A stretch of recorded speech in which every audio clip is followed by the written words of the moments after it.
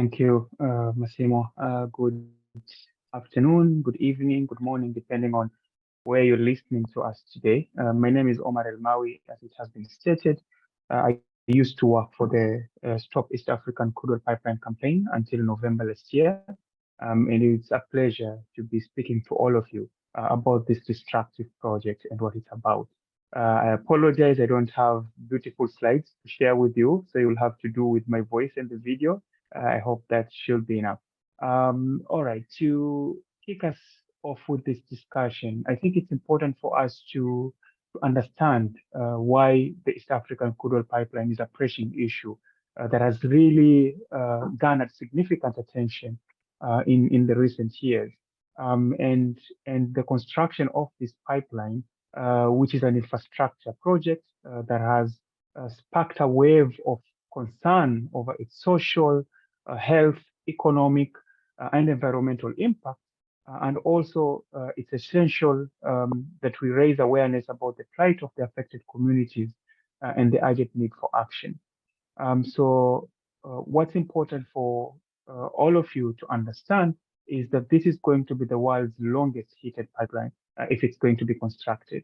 It's going to be stretching over 1,445 kilometers from the western part of Uganda, going all the way to the coastal region in Tanzania. For those who want to equate it to some of the countries that you understand, the equivalent of distance is around the distance between Paris and Rome. That is how big this pipeline is.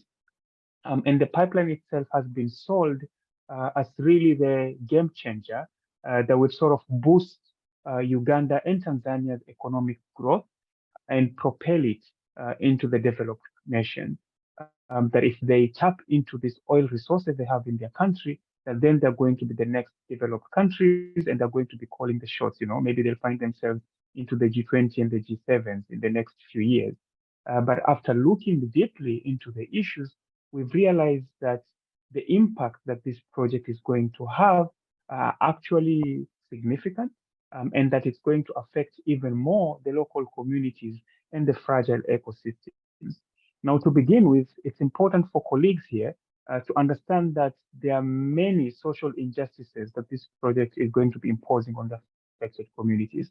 Among them is during the construction itself, it has already, it's not something that's going to be happening. Even before the construction has started, it has already displaced and forced the displacement of many people. It has caused land grabbing as a big issue. It has disrupted livelihoods because most of the communities living across the corridor are farmers and people who depend on agriculture and livestock keeping. And also it's affecting indigenous peoples and local communities. These communities rely heavily on agriculture and fishing as their primary means of sustenance, and they are now facing an even uncertain future as their lands are taken away from them in the pursuit of profit and economic growth. And the human rights atrocities that are also being reported each working day are really becoming significant because there are too many for us to count. And the companies behind the project have time and again really put corporate greed and corporate interest, before people's interests and needs. It's also important to note that the EACOP also poses significant environmental risks. And they really cannot be ignored. One is that the pipeline traverses through protected areas, including the Murchison Falls Park, which is the second most visited park in Uganda, and therefore a huge tourist attraction site, and therefore it invites and brings a lot of foreign exchange and foreign currency within the country. It's also a home to a vast array of wildlife, including, the big five that we talk about, the elephants, the lions, the giraffes, among others. And the construction and operation of the pipeline really threaten to disturb these delicate ecosystems that will lead to habitat destruction and biodiversity loss. Even more, I think, worrying is that the transportation of the crude oil that we're speaking about here, there are threats that there might be risks of oil spill. And this is a concern because more than a third of the pipeline is located within a region that is considered to be within the Lake Victoria Basin. For colleagues that are joining us here, the Lake Victoria itself is an important freshwater source that serves over 50 million people in the East African community. And therefore, any impact that's happening within that basin can be significant in terms of people having access to clean water, leave alone the fishermen and other people that depend on the lake for their livelihood and the way to make their daily living. I think it's important for us to also recognize the severity of this social impact and environmental impact. And I would like to really mention, I think you had when we began, Vanessa Nakate, the founder of the Rise Up movement, spoke to you. We also have the Fridays for Future Uganda, and these are among the two organizations under the umbrella of the Stop East African Crude Oil Pipeline that have really taken the mantle and really became the frontliners in terms of pushing the narrative and the argument against the East African Crude Oil Pipeline. These movements have been instrumental in terms of mobilizing the youth, the communities to demand for climate justice, but also to halt fossil fuel projects such as the East African Crude Oil Pipeline. I think the campaign in terms of the East African Crude Oil Pipeline has really grown in terms of how big and how effective it has been, with tentacles now in different other parts of the globe. If you talk about Africa, there's hardly no African country that's not involved within the East African the campaign to stop the East African Crude Oil Pipeline. If you talk about Europe, countries in France, we have so many friends that are supporting the campaign. We have colleagues in the United Kingdom, in Germany, in Italy, and different other countries. If you talk about Asia, we also have friends in Japan and other countries. If you talk about the Americas as well, and what this campaign has really shown is that communities are no longer looking at fights and struggles as silos or as things that are affecting individual countries. Increasingly now, we're seeing more and more communities looking at the globe as a small village. They're looking at climate impacts as impacts that don't have borders, and therefore they are coming into these issues as one. And that's why you will see the campaign is really, really echoing in the different parts of the globe within all these different countries that I'm speaking about. And it really proves the maxim that, a people united can really not be defeated. How they've been able to do this has been significantly different ways. We've been doing a lot of peaceful protests in terms of both within Africa and abroad. We've been targeting some of the companies behind the pipeline.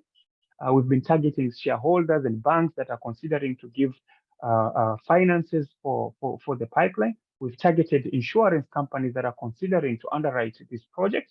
And this has really, brought a lot of benefits and fruits for the campaign. Right now, we're talking about 27 banks that have committed publicly that they will not be providing financing for the project. We're talking about over 22 insurance companies globally known in terms of financing fossil fuel projects that have publicly denounced the East African Crude Oil Pipeline and say that they will not be giving an insurance cover of the same. And we are also seeing a lot of online campaigns. We are seeing a lot of other shareholders that are really confirming that they won't be involved.